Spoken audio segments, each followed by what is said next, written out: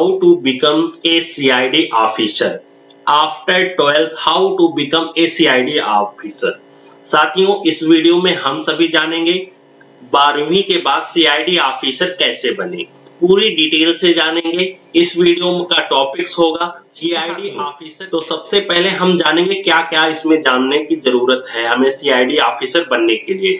तो how to become a CID officer.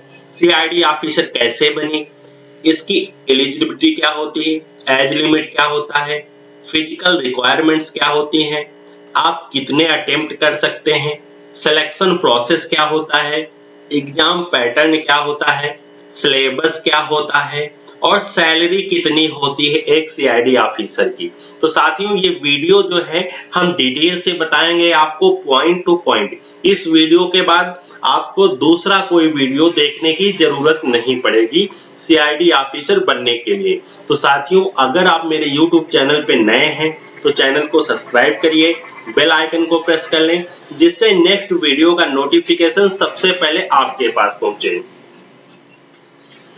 CID officer कैसे बनी। CID का फुल फॉर्म होता है क्राइम इन्वेस्टिगेशन डिपार्टमेंट। ऑफिसर बनने के लिए आपको कुछ परीक्षाएं पास करनी होती हैं, जैसे लिखित परीक्षा, शारीरिक परीक्षण और इंटरव्यू। सबसे पहले आपको UPSC द्वारा आयोजित लिखित परीक्षा देनी होती है, जिसके बाद आपका शारीरिक परीक्षण यानी फिजिकल टेस्ट किया जाता है। जब आप इन दोनों परीक्षाओं में पास हो जाते हैं तो इसके बाद आपका इंटरव्यू लिया जाता है। इंटरव्यू में पास हो जाने के बाद ही आप एक CID ऑफिसर बनते हैं। CID आप दो तरीके से ज्वाइन कर सकते हैं।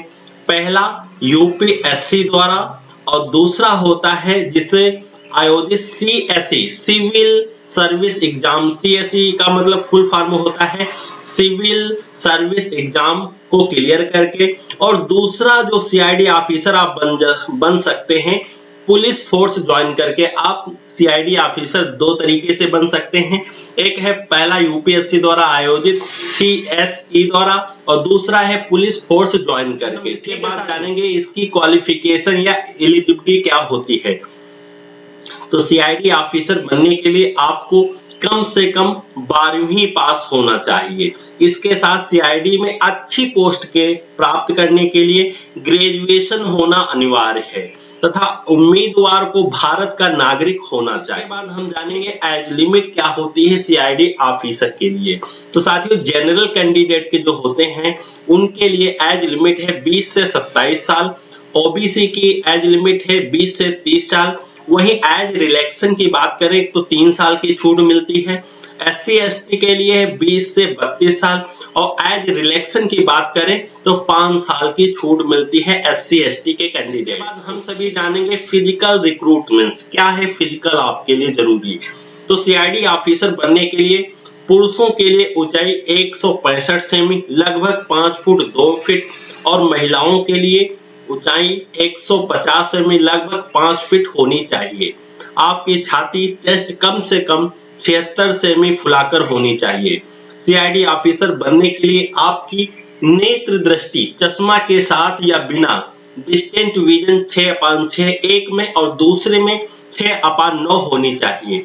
पास की दृष्टि एक आंख में 0.6 और अन्य आंख में 0.8 होनी चाहिए। ठीक है साथियों, अटेम्प्ट आप आखिर इस एग्जाम को कितनी बार दे सकते हैं।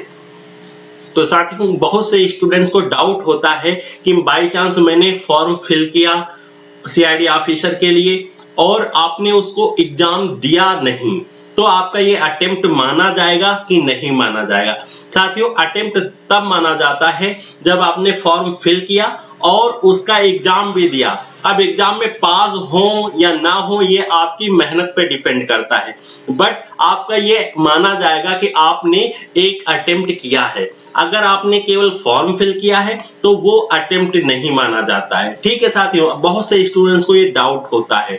तो अटेम्प्ट की बात करें तो जनरल कैंडिडेट्स के लिए 4 अटेम्प्ट होते हैं, वहीं OBC के लिए 7 अटेम्प्ट होते हैं और SC ST के लिए नो लिमिट। कोई अनगिनत मंदी हो जितनी बार एग्जाम क्लियर करे, जितनी बार एग्जाम में बैठे। ठीक है साथियों, सिलेक्शन प्रोसेस की क्या सिलेक्शन प्रोसेस होता है।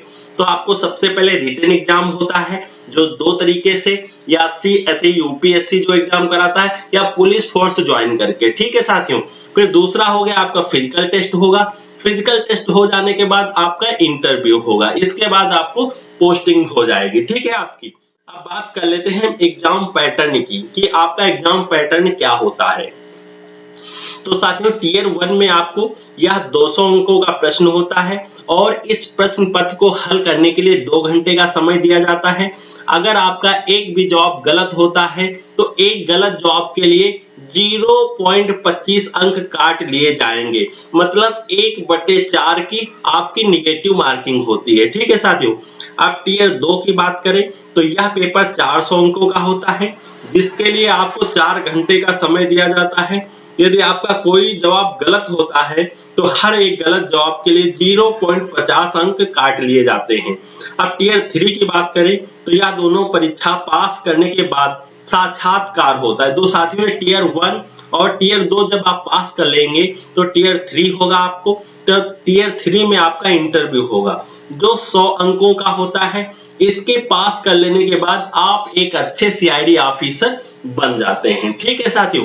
तो ये हो गया आपका एग्जाम। बात कर लेते हैं सिलेबस की। आपका सिलेबस क्या होता है फर्स्ट और सेकंड में टियर में। तो CID टियर 1 में एग्जाम सिलेबस होता है सामान्य जागरूकता, जनरल अवेयरनेस के क्वेश्चन पूछे जाते हैं, सामान्य बुद्धि जनरल इंटेलिजेंस के क्वेश्चन पूछे जाते हैं, मात्रात्मक योग्यता मतलब क्वांटिटेटिव एप्टीट्यूड के क्वेश्चन पूछे जाते हैं, अंग्रेजी की समझ होना बहुत जरूरी है, इंग्लिश कंप्रेहेंशन के क्वेश्चन पूछे जाते हैं। वही टियर 2 की बात करें CID एग्जाम सिलेबस की तो मात्रात्मक योग्यता मतलब क्वांटिटेटिव एबिलिटी और अंग्रेजी भाषा और समझ इंग्लिश लैंग्वेज एंड कंप्रेहेंशन दोनों आपको होना चाहिए। टियर एग्जाम में पेपर होगा। ठीक है। जो कितना होता है 400 अंकों का, और पहला टियर ये कितने का होता है, ये 200 अंकों का, और मतलब 3 पेपर हमने बताया। अब बात करें कि सैलरी कितनी होती है। सबसे जरूरी भाग जिसके लिए लोग मेहनत करते हैं, कुछ लोग चाहते हैं कि एक पोजीशन एक नाम, कुछ लोग केवल पैसे के लिए सैलरी जॉब करते हैं, फिर आखिरी में उनका पैशन भी बन जाता है। ठीक है साथियों। लेकिन जब आप ये जॉब करते हैं तो आपको पैसा और पैशन और आपको पावर सब कुछ मिलता है, आपको इज्जत रिस्पेक्ट एवरीथिंग इज आपको इसमें मिलता है। ठीक है साथियों। तो अब बात कर लेते हैं सैलरी की। तो साथियों सैलरी इसमें 90,000 से लेके 5 लाख रुपए तक होती। कितनी? 90,000 से लेके 5 लाख रुपए तक होती है सैलरी। और बात करें उसके लिए पेंशन भत्ते और बहुत सारी सुविधाएं जो दी जाती हैं वो अलग से मिलती हैं। ठीक है साथियों। साथियों आपसे फिर से एक बार रिक्वेस्ट है, अगर आप मेरे YouTube चैनल पे नए हैं तो चैनल को सब्सक्राइब करिए, बेल आइकन को प्रेस कर लें जिससे नेक्स्ट वीडियो का नोटिफिकेशन सबसे पहले आपके पास पहुंचे। Thank you guys for